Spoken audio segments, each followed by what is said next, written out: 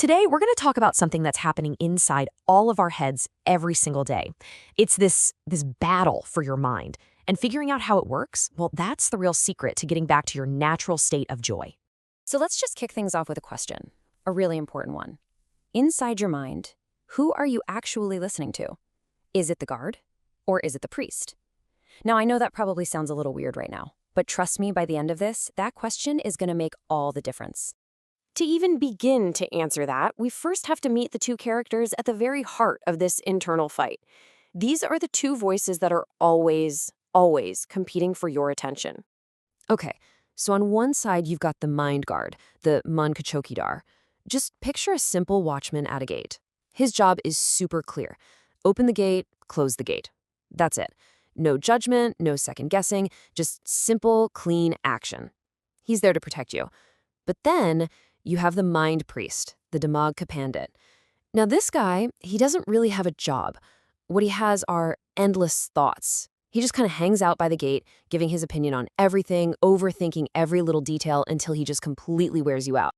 So now that we've met our two inner voices, let's get real about which one is actually causing all the trouble.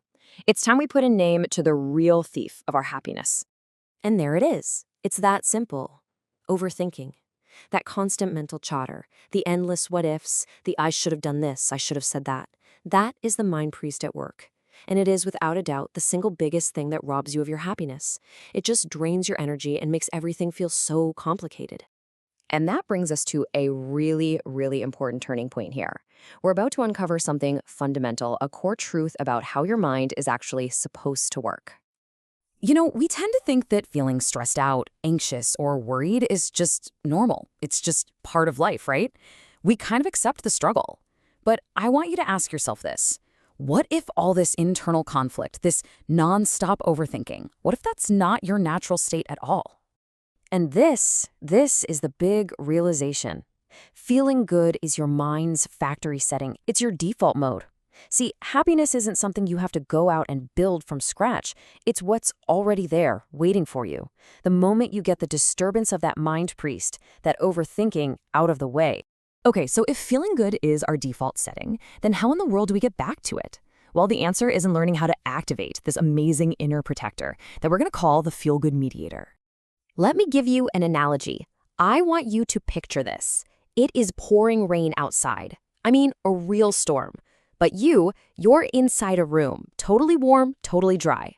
The storm is raging, but it can't get you wet. Why? Because you're protected. You're inside.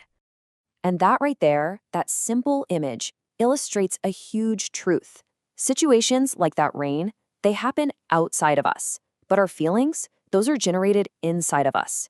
So often we let the rain of external problems completely soak our inner world. But here's the thing, we don't have to. It's a choice. This is exactly where your inner helper, the feel-good mediator, comes into play. So some external situation happens, right? The mediator immediately steps up. It's like the walls of that room in the rainstorm. It creates a buffer. It literally stops the outside problem from automatically turning into a negative feeling on the inside. Your inner peace stays safe. Now, how you actually turn on this mediator, it sounds almost too simple. The goal isn't to try and force yourself to feel good. The job is just to stop choosing to feel bad about whatever's happening outside. The moment you remove that disturbance, that good feeling, your factory setting, it just comes back all on its own. So to really lock this idea in place, let's look at one final, really powerful analogy that shows just how important our inner identity truly is. Think about this. A truly wealthy person, someone with that strong inner identity of wealth, they don't suddenly start feeling poor just because they're walking through a poor neighborhood, right?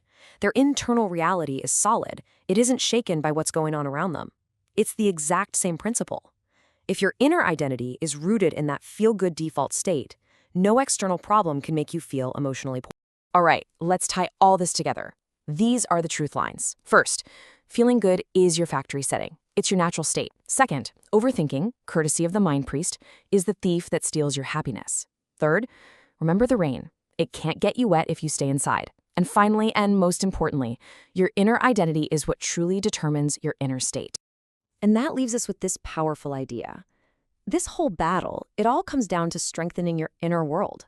When you can learn to quiet that priest, empower your guard, and let your mediator do its job, you become unshakable.